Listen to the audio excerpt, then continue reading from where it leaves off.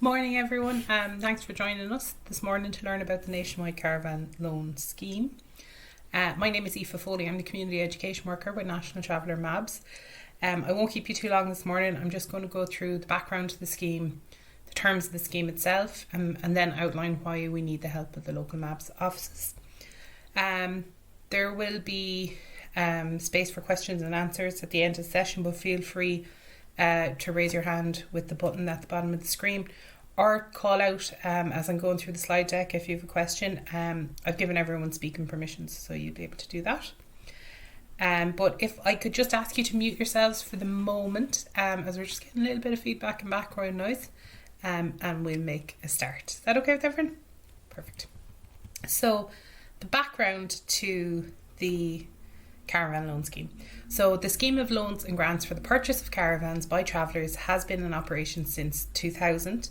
The national scheme has been available in all local authority areas at some point, but over time it's been suspended in the majority of the areas.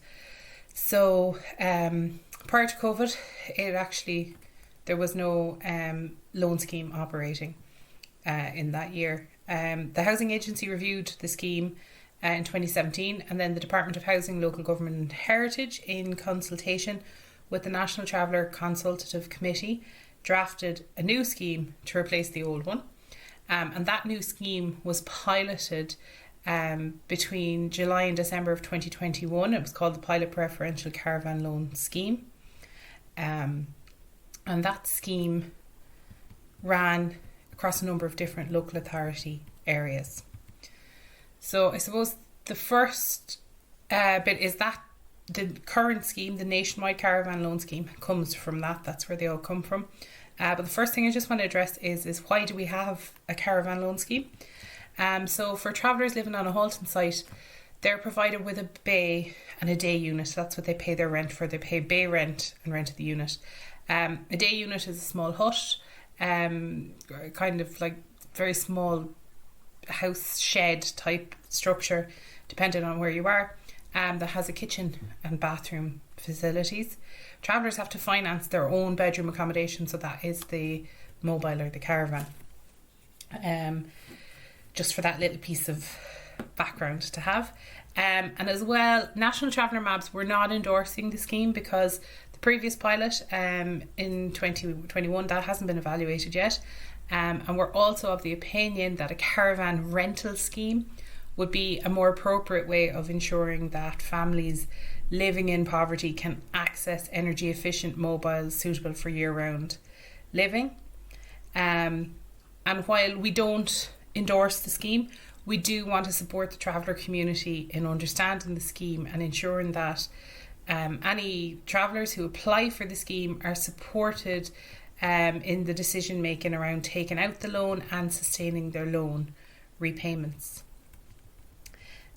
So I suppose National Traveller MABS involvement with the scheme, I've just kind of outlined, we're not endorsing it. But since 2000, we've worked in the area of caravan loans in terms of supporting the operation of caravan loan schemes, as well as supporting travellers in accessing loans from local authorities under the national scheme. We've produced reports about the operation of the loan scheme supported by National Traveller MABS, the cost of mobile homes and trailers, the issue of energy and poverty amongst travellers living in mobiles. National Traveller MABS have engaged with the Department of Housing, Local Government and Heritage through the National Traveller Consultative Committee around the updating of the existing scheme and the necessity to provide rental options and residential standard mobile homes. So all that's bringing us back to what is the Nationwide Caravan Loan Scheme. So that's the one we're here to learn about today. So it's an initiative of the Department of Housing, Planning and Local Government. And as I said earlier, it's a nationwide expansion of the previously introduced pilot caravan loan scheme, which operated in certain local authority areas over a 6-month period from July 2021 to December 2021. And the whole point of this scheme is to support the provision of traveller specific accommodation through local authorities to provide preferential loans to travellers to purchase their own caravan or mobile home for use as their primary residence. So that's kind of the background to everything. So we're going to look at the terms of the scheme. So the maximum loan amount that's available under the scheme this time is €40,000. For those of you who were involved with the previous scheme, that was 30,000, so they have increased it. Borrowers have to provide 5% of the purchase price, and €500 of that must be provided at application stage. Now, if there's a hardship issue, the local authorities can use discretion, and it can be included in the total amount of the loan. There will be an agreed loan repayment period, after which the loan will cease, even if the capital isn't repaid in full. So the loan repayments will be calculated at a preferential rate based on the price of the caravan and the income of the household, and the duration will be based on the lifespan of the mobile being purchased. And at the end of the period, the remaining loan will be written off and the borrower will own the mobile. And that lifespan of the mobile is decided between the purchaser and the local authority when the mobile is purchased. So in terms then of the rent calculation, so in order to ensure affordability, the loan repayment amounts will be calculated at a preferential rate. So that's going to be less than the rent for a social house. And that is based on the local authority's differential rate. So based on the income, the household income, the loan amount and a denominator. And a 60,000 denominator is used as it's the average cost to a local authority to house a family in standard social housing for 10 years. And the formula they use is the local authority weekly differential rate multiplied by the amount of the loan and then divided by the 60,000 denominator. Worked examples are included in the pack that will be sent out to all MABS staff after this session, and it'll be sent out with the recording of this session as well. One of the areas that really concerns National Traveller MABS is what happens if someone breaches the loan agreement, and that people fully understand what happens if they breach the loan agreement. So in the event of a breach of the agreement, the borrower will be liable to pay the full amount of the loan as a simple contract debt rather than at a preferential rate. So if you have a couple with two dependent children who've borrowed the maximum 40,000, and the agreement they've made with their local authority is they're going to repay €27 a week over a 7-year period. So that means that the amount they have to pay back will be 9,450. Once they have that 9,450 paid off, they own the mobile outright. They don't owe the local authority anymore.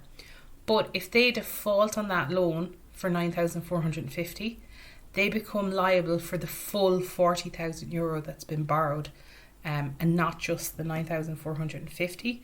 So that's something that we're really hoping that we can get across to people to understand that if there's default, it's not just the preferential rate that they're paying back the full amount. And also, if they breach the loan agreement, they won't be able to get any more loans from the local authority. And also the local authority is allowed to take steps to recover the outstanding amount of money.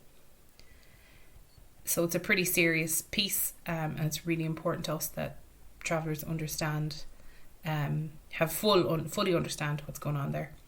And then there's also responsibilities conferred onto the buyer by the local authority. I just want to run through these as well quite quickly. So first of all, the borrower actually has to identify what mobile they want to buy, and they have to provide 3 quotations from local authority approved suppliers. But that list, it's not a national list. The supplier list is just applicable to one local authority area, and we've had anecdotal evidence coming back to say that there's only 2 approved suppliers on the list. So how do you get 3 quotes? But the local authority in question seems to be accepting the 2. The borrower as well has to satisfy themselves that what they're buying represents value for money and that it meets the needs of their household. They have to pay 5% of the purchase price, and at least 500 of it at the initial application stage. They are fully responsible for maintaining the caravan or the mobile. The local authority is not, because they do not own the mobile. They also have to the borrower has to make best efforts to insure the caravan or the mobile. This is extremely difficult. Insuring a caravan or mobile for year-round living in Ireland has proven extraordinarily difficult, and just in a little bit of scoping exercise that we were doing, my colleague Michelle was actually only able to find one insurer in the country who said they would be willing to insure a caravan for year-round living, but it would be on a once-off basis, and there'd have to be an inspection, and it would have to be to the specific residential standard, which a lot of mobiles aren't, and they're not insulated and things like that.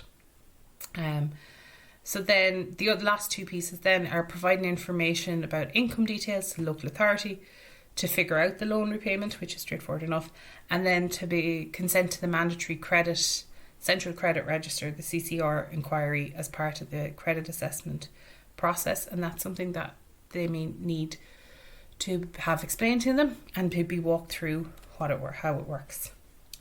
And then I suppose the next bit, so that's all the scheme.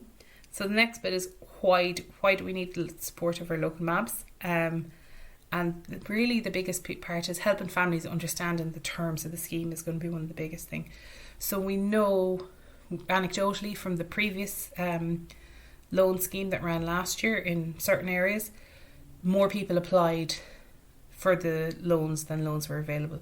So we're fairly confident that traveller families from across the country are going to want to apply for the scheme, because for many families it's the only avenue of credit available to them to purchase a trailer, mobile, a caravan.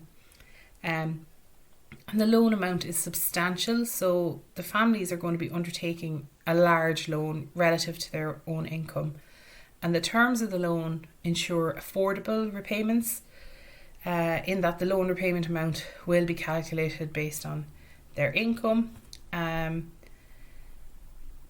then if there's default, the remaining amount of the loan falls due.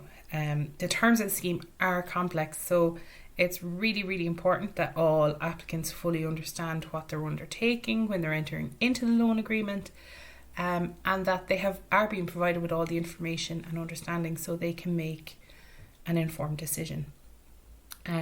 So we are of the opinion that in order for the scheme to work for families, they will need information and budgeting advice before undertaking the loan, particularly in relation to understanding the terms of the scheme, financing a deposit or making a case to the local authority to reduce or waive the deposit under the hardship element, understanding the implications for the family budget, as well understanding the loan repayment mechanisms, exploring what works best for applicants. Now, we've been told in the previous schemes the household budget scheme wasn't an option, but in this circular it says that the household budget scheme may be an option in certain areas, so we kind of have to wait and see how that's going to work out. And then we need to make sure that people understand what happens in the event of default. And we're of the opinion MABS is uniquely placed to support families in making an informed decision about whether to avail of the scheme, and in putting in place mechanisms to sustain the loan should the families decide to proceed. And from our perspective, that's a preventative measure. Now, we would also aim to provide community education to the traveller community about the loan scheme and what it means for those availing of it. So to that end, we have done up an information leaflet explaining it in very straightforward plain English, what the scheme looks like, and we'll be sending that out to all the traveller organisations.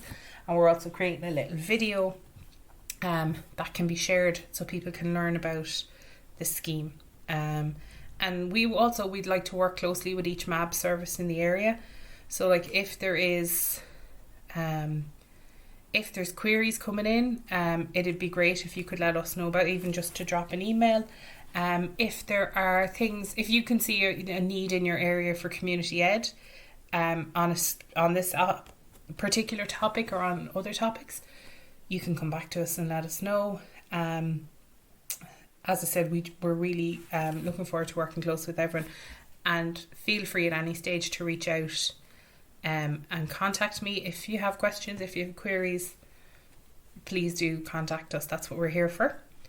And all my contact details are on a slide just at the end of the presentation.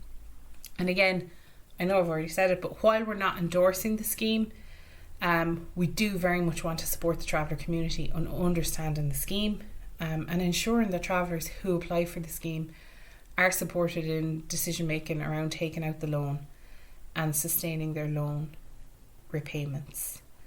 And then if you wanted, so for further information there, you see you have my details. Please contact me. Like I said, any comments, any queries at all, please feel free to reach out to us. Yeah, so if anyone has any questions for me, or if you want clarity on anything, now's the time. You can ask them in the chat function, or you feel free to speak. Okay, so one of the questions we have in here is, how are National Traveller MABS promoting the scheme, and where might referrals be coming from? So I suppose, as I said earlier, we're not endorsing the scheme, we're not really promoting it either, but we just want to provide people with the information to let them know that it's there, and to make sure that they will be able to get clear, independent information and understand the scheme fully. So we will be working with local traveller organisations. We've created a little community ed information resource and a video, and that will be promoted through the traveller organisations and our own channels. There, so referrals can come that way, could come from people directly, could come from traveller organisations. And on the official forms, just above the signature section, there is a caveat that says the borrower should get independent legal advice, and that they should also talk to MABS. So referrals may come in that way as well. I hope that answers that one. Yep, and then so the other is in terms of the application forms and stuff. So each local authority will have their own application form. What we have is the circular that was issued by the Department of Housing to all the local authorities, and it has a template application form and agreement. The terms of the loan won't differ, and the layout of the forms might, but the actual substantive information won't differ. Any other questions?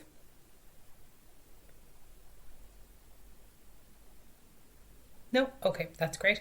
Thanks for joining us this morning, and I hope that made sense. And if there is anything that you'd like clarified, or if something pops up, please just reach out. Okay, bye-bye.